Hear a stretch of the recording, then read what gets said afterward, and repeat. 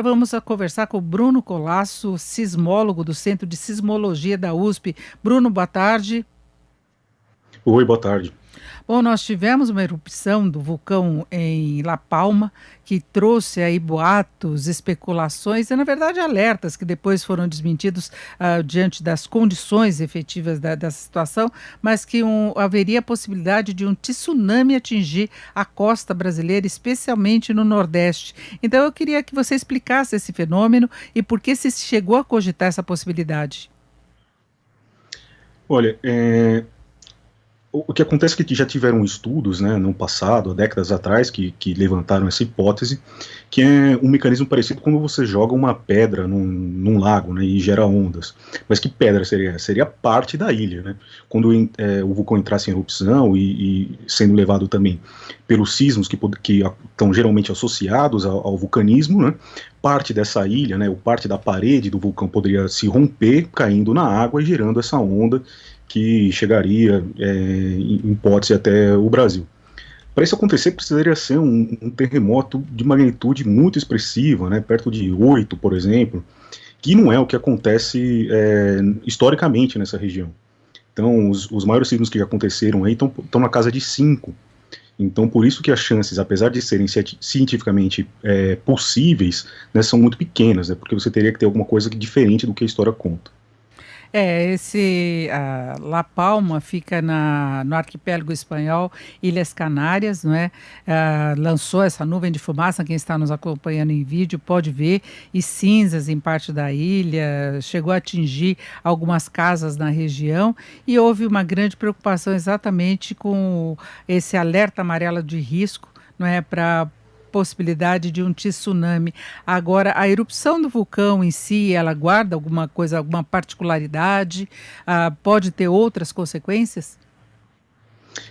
Tem consequências para o pessoal local, né? Então a nuvem de cinzas, a própria lava se movimentando, causa perigo para a população local, mas não é a erupção que causaria o tsunami nem coisa do tipo, né? Então não é esse vulcão, a erupção do vulcão não teria nenhum problema aqui para o Brasil, nem para as Américas, a não ser para o pessoal exatamente local ali.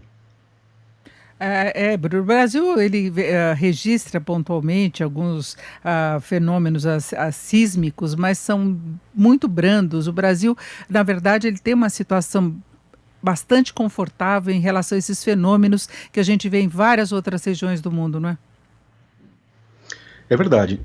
O que muita gente não leva em conta, por exemplo, é que a gente tem sismos no Brasil todas as semanas, né, de magnitude 2, às vezes até 3, mas a imensa maioria deles não são percebidos, a não ser pelos aparelhos, né, que a gente tem espalhados pelo Brasil. O Brasil tem uma rede sismográfica de sismômetros espalhados pelos estados do brasileiro, com aproximadamente umas 120 estações.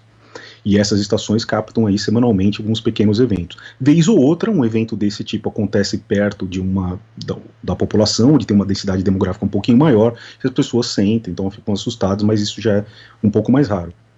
E quando é um pouco mais forte, a população brasileira, exatamente por não estar acostumada, vira um grande fenômeno para a gente, né?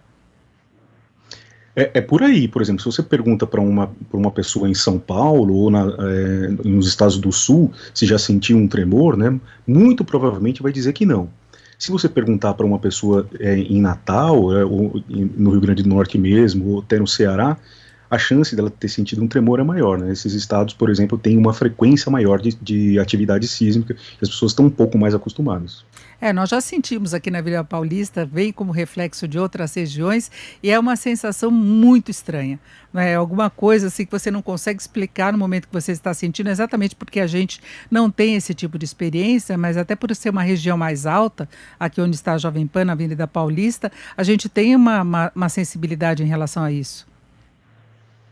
É verdade, esse fenômeno é um pouco diferente também, porque quando as pessoas sentem em São Paulo, como foi esse caso, né, são sismos que estão muito longe, que a gente chama de telesismos, né, que vêm a mais aí de 1.000 quilômetros de distância, e o que acontece em São Paulo, que a gente está numa bacia sedimentar, e os sedimentos, né, eles aumentam a amplitude das ondas. Então, por você estar ainda em andares altos, né, dos prédios altos da Avenida Paulista, por exemplo, a chance de você sentir aumenta ainda mais. E as pessoas que estão no chão, por exemplo, capazes de não sentir nada.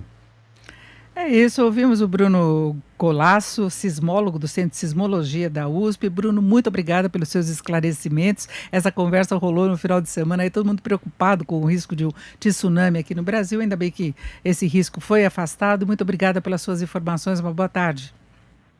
Boa tarde, de nada.